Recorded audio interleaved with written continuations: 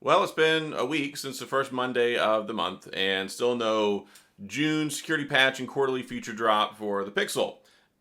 And it's pretty much business as usual. So, this is not the end of the world. They've been late with two out of their last quarterly feature drops. So, really, I'd have to say this is pretty much business as usual at this point.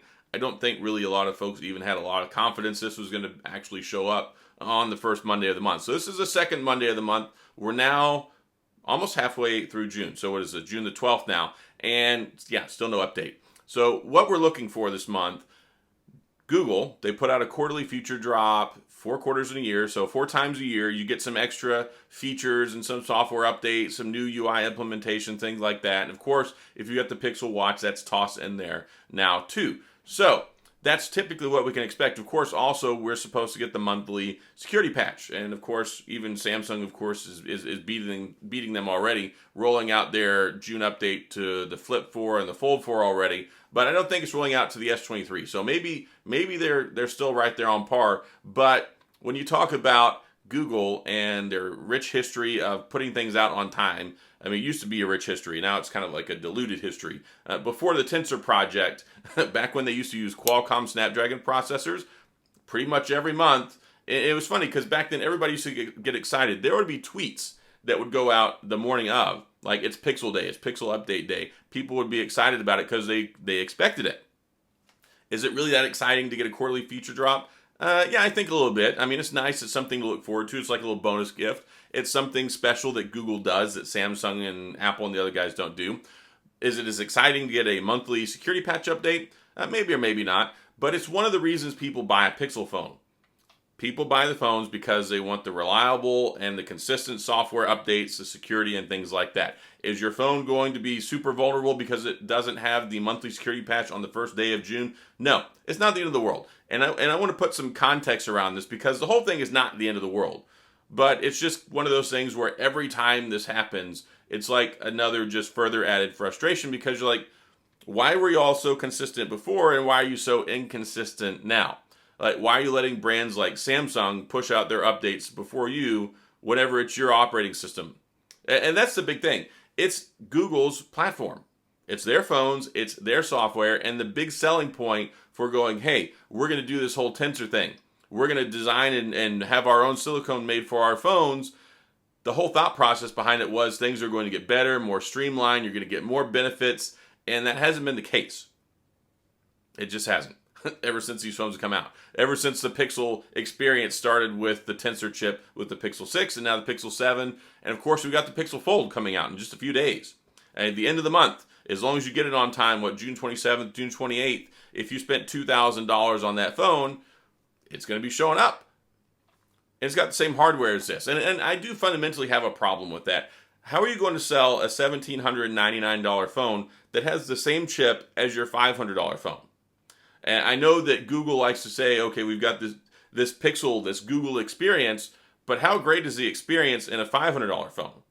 And how is that going to translate over into an $1,800 phone plus tax? Over $1,900 here in Texas for me to buy this thing. So you're basically getting a foldable phone that's going to run just as powerfully as this, or even the Pixel 7a. How do you launch a budget phone, like their budget phone? That's what the A series is. How do you launch a budget phone that has the same chip in it as your $1,799 phone? I really think they should have held out for the Tensor 3. I think that would have offered more bang for the buck. I think that would have instilled a little more confidence in folks. The Tensor 2 has been a good chip, but it's not what I want in the $1,800 phone, right? So here we are, a lot of question marks going into the middle of June. And hopefully most of the Pixel Folds show up on time. We had a little snafu like a week or two. The dates were moving around, and I haven't even checked mine since then. Mine was June 27th, 28th, and it got pushed back to like the first week of July, saying like July 6th through the 13th. So we'll see if I even get mine on time. We'll see if you get yours on time. But yeah, it's just one of those things where Google and the way they've been doing business over the last year and a half just doesn't have the same level of confidence, I think, for most buyers as it did whenever we were initially going to get the Tensor. Like, there was a lot of excitement going into the Pixel 6. And even when people got the Pixel 6 for like the first week, everybody was super excited about it. And then like it went, that like kind of flatline. So I think it's a good phone. I think the Pixel 7 is a good phone. I think probably the Pixel Fold is going to be a good phone. But is the experience and the opportunity to fold and close your phone really going to be worth $17.99 plus tax in most folks. I don't know. I don't think there's a ton of people buying it, but I don't think Google's actually selling a ton of them. I think this is like, we want to get this out the door. Probably the Fold 2 maybe next year, if this does well enough, will probably be a much better device. And of course, we also have that old adage where people are concerned about, don't buy first generation products. So I don't know. I think that's held up pretty well when it comes to the Pixel phone's experience so far. But yeah, still waiting. We'll see what we get with this quarterly feature drop. I know it was exciting. Android 14 reached platform stability the other day, so that's something they're on track. We should see Android 14 probably in August sometime, which will be nice. And thankfully, Google has learned their lesson, because that means it'll come out before the Pixel 8. I think there's a lot more excitement for the Pixel 8, especially with the Tensor 3. We're looking at probably getting a new camera as well. So we're looking at a lot of excitement with the Pixel 8, and maybe there's some excitement for the Pixel Fold. I think less, especially because it's going to be an expensive phone. But overall, I mean, there's some things to be positive about in the Pixel world. There's some things that still you're like, well, it's the same old Google, and we'll see what happens. But I'm waiting for the quarterly feature drop. Normally, and a lot of people say, oh, they don't post that that's their cycle. I get it. But when for like 7 years, every Monday, the first Monday of the month, you're on time, and then it's like you get your new Tensor chip and your new Pixel platform, and it's like it's never consistent anymore. Well, you have to look at that. I mean, you have to look at the historical data, and you go, okay, look, it was like with a pretty good clockwork consistency the first Monday of the month, and now it's pretty much never the first Monday of the month. Especially like I said, this is like the third out of the last 4 quarterly feature drops that's been late, not been on time, and the last one I don't think we got to like week 3. Either that or it was the one before that. I can't remember. There's so many late dates and so many inconsistencies when it comes to the software and the updates now. It's hard to keep track of it. And if I didn't follow the Pixel phones so closely, I would make these videos. But I have a lot of folks out there watching this video who like to get the updates and make sure they're having the latest and greatest when it comes to the Pixel experience. I do like to cover these phones. I do like what they've done with them. I think the cameras are great. I think the Tensor 2 is a good chip. I am looking forward to the Tensor 3 though. And hopefully the Tensor 3 will fix as much with the Tensor 2 as the Tensor 2 did with the first one.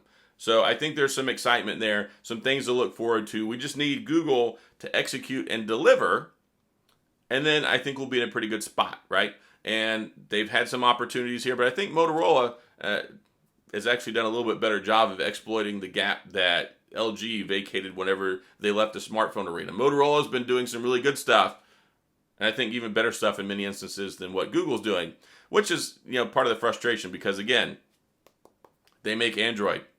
You should be the best at it, not the third or the fourth or the fifth best, right? So that's all I've got in this video. Going to wrap this one up. As soon as the quarterly feature drop and the security patch comes out, I will make a video. I'll let you know. I'll tell people what's available in it and how to get it on their phones and all that jazz. And then hopefully it'll be on time, because I'm still getting messages from people who are still stuck on the April update. So yeah, we'll see how this goes. So that's all I've got. If you have any questions or comments, please go to the comment section. I'll try and get back with you. If you enjoyed the video, please hit the like and the subscribe button and the little notification bell if you want updates when new videos come out. And as always, thanks for being here. I appreciate you watching, and I'll see you guys next time.